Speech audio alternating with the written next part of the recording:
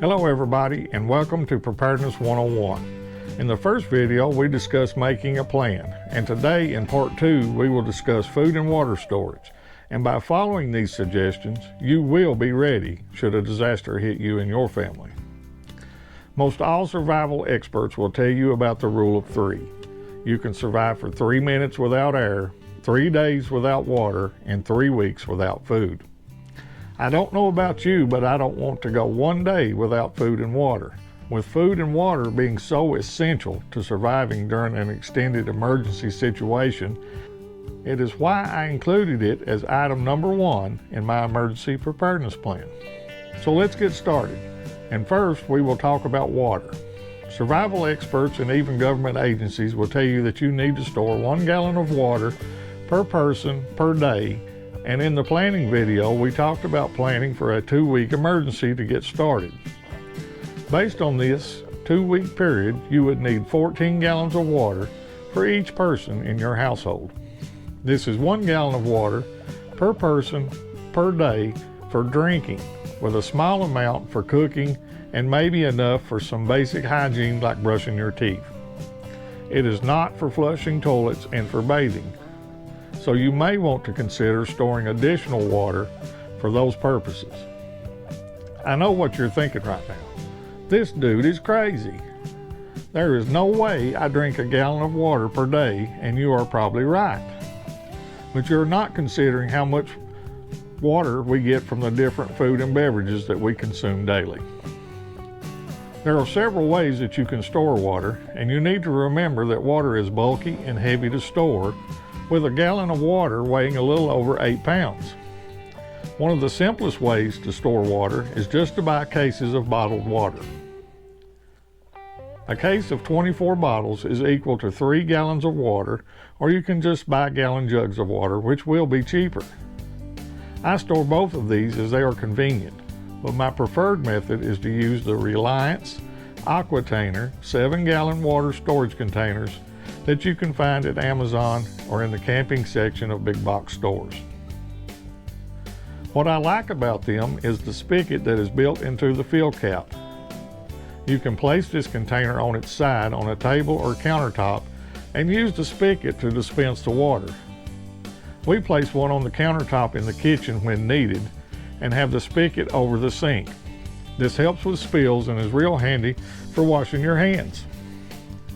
Another container that I have and use is the Scepter 5-gallon water container like the military uses. They are very well built, but they do cost more than the Reliance containers. If you have a clean water source near your home, you may also want to keep a few clean buckets on hand. You can use those to collect water to use for hygiene and flushing toilets. You may want to store some of the flavored drink mixes to add to your bottled water to make it more appealing. Now let's talk about food storage. The foods that you store need to be foods that you and your family normally eat, that are shelf stable, without the need for a refrigerator or freezer, as public utilities may not be available. Additionally, these food items should be simple to prepare and not require large amounts of water, as you may be limited to the water that you have stored. It would be best to have food items that can be eaten from the package or heated up on a small camping stove. There are 2 reasons for storing foods that you normally eat, with the first reason being that you and your family will already be under stress from whatever event has occurred, and by having foods that you normally eat will help maintain some sense of normalcy. The other reason is so that you can rotate these food items through your kitchen on a regular basis. And by doing this, you are keeping your emergency food storage as fresh as possible. The easiest method for designing your food storage is to use the 7-meal plan.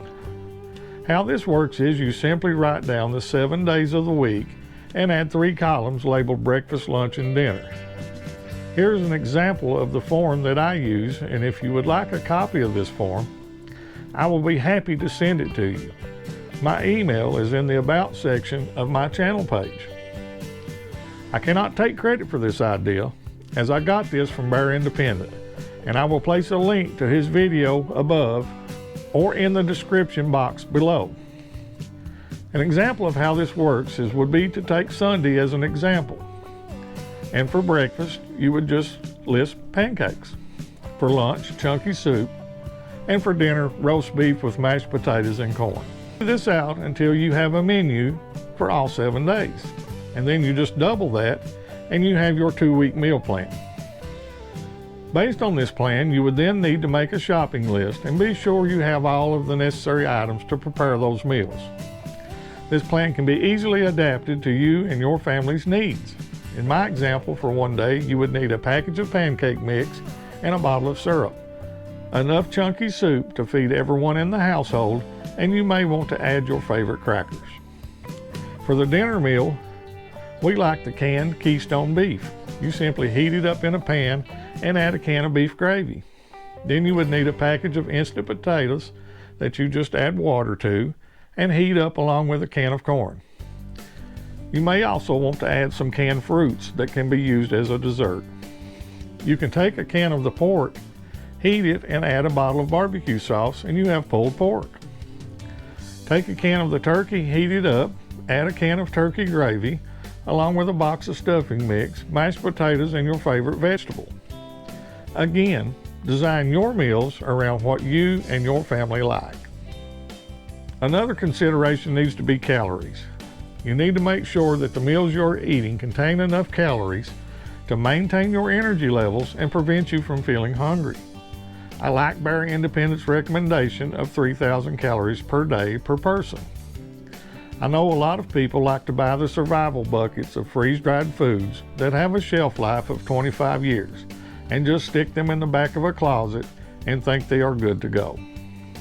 I have some of these as well, but I have them as part of long-term food storage, and these were purchased after we had our 7-meal plan established.